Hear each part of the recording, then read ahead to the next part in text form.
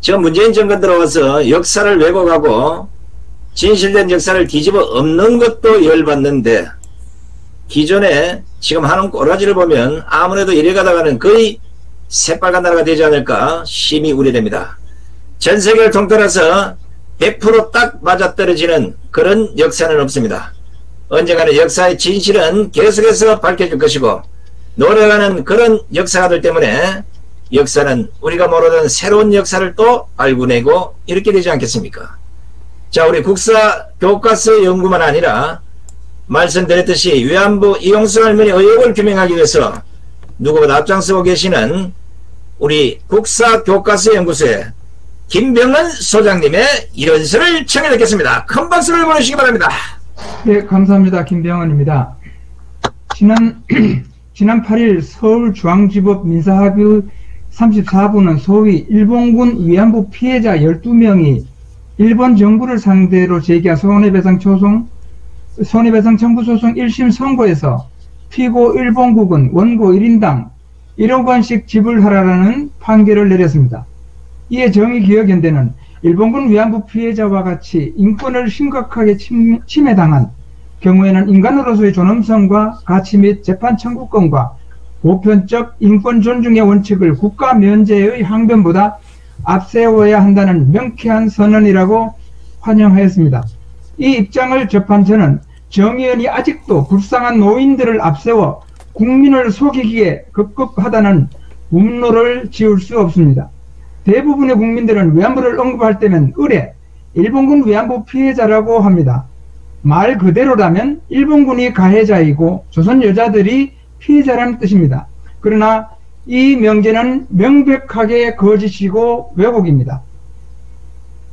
위안부 피해자법 제2조 1항에는 일본군 위안부 피해자란 일제에 의하여 강제로 동원되어 성적 학대를 받으며 위안부로서의 생활을 강요당한 피해자를 말한다고 정의하였습니다. 소위 일본군 위안부 피해자는 일제 즉 일본군에 의해 강제로 동원되어야 한다는 정죄가 성립해야 합니다. 하지만 일본군에 의해 강제로 동원된 조선 여인은 단 한 명도 없습니다. 이는 정대협에서 발간한 1993년도 정원집에서 지금까지 발견된 군 문서 중에 위안부 동원 방식을 구체적으로 설명해주는 것은 한 건도 없습니다.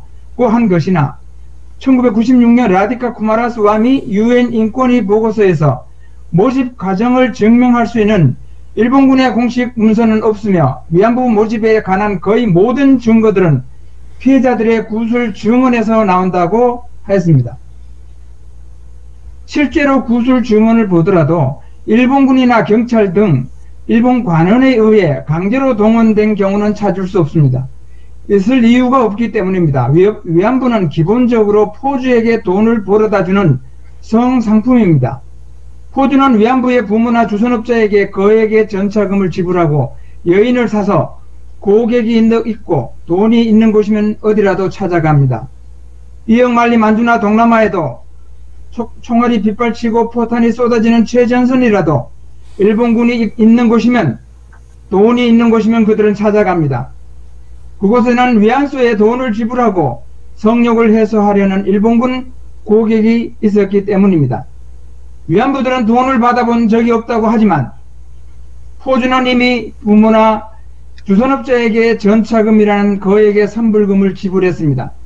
위안부는 전차금이 소진될 때까지는 성적 서비스의 대가를 받기는 어렵습니다. 전차금은 반드시 갚아야 할 빚이기 때문입니다. 포주에게 위안부는 돈을 만들어주는 주전기입니다.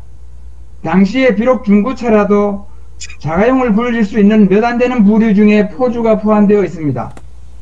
그만큼 위안부 영업은 돈이 되는 장사였습니다. 때문에 그들은 군에서 오지 못하게 해도 길을 쓰고 찾아갑니다. 이 점이 바로 일본군이 굳이 조선 여인을 강제로 데려갈 필요가 없는 이유입니다. 무엇보다 어느 나라 군대를 막론하고 여자 장사를 하는 군대는 없습니다. 실제로 일본군 위안부 피해자의 증언을 보더라도 일본군에게 강제로 동원된 경우가 없습니다. 미국 대통령 트럼프와 포옹하며 국가 원로급 대우를 받는 이용수는 빨간 원피스와 가죽 구두에 홀려 자신도 모르게 선뜻 따라 나섰으며 대구에서 대만까지 자신을 데려간 남자는 오야지라고 부른 위안소 증인이었다고 증언했습니다.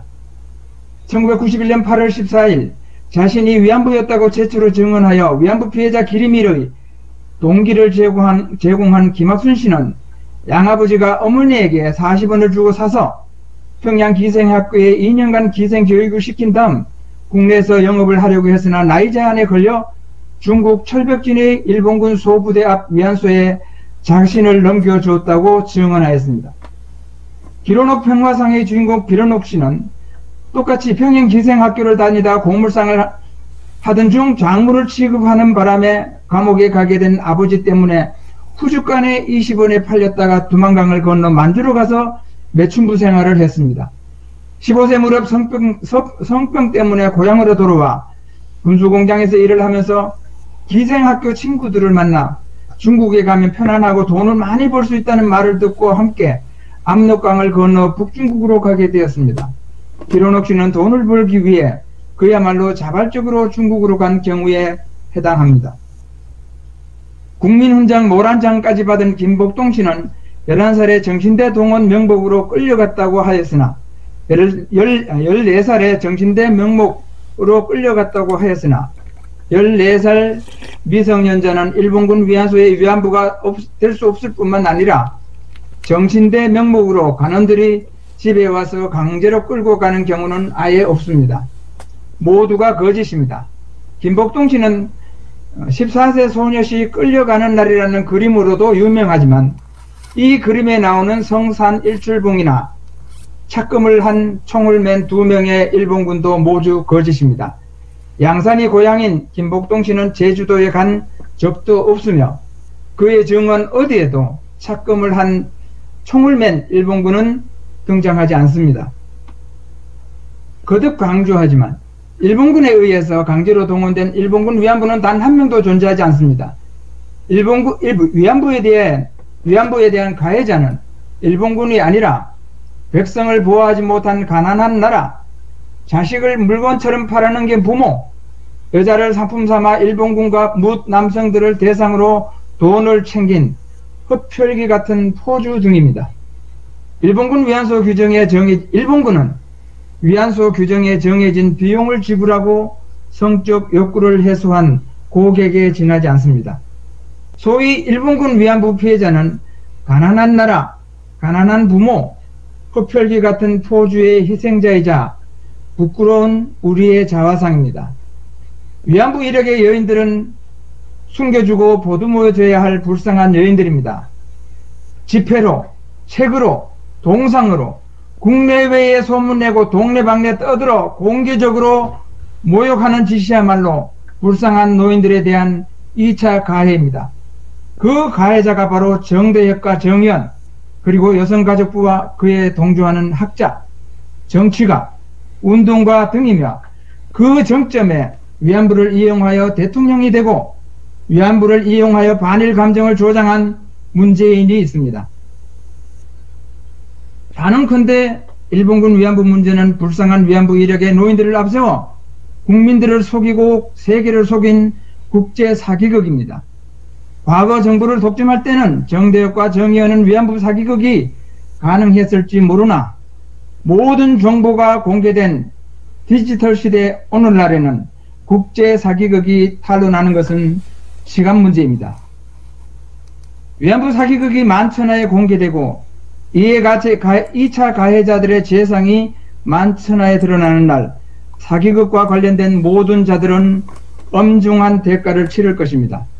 그날이 하루빨리 다가오도록 저희 국사교과서 연구소와 위안부법 폐지 국민행동은 현장 집회, 국민신문고 민원 제기, 위안부 피해자 등록 정보 공개 청구, 국민청원, 위안부 피해자 허위 등록 공무원 및 허위 등록 위안부에게 지속적으로 국고 보조금을 지급하여 국가보조금 관리법을 위반한 여성가족부 장관을 다음 주 수요일 날 우리가 고발할 것입니다.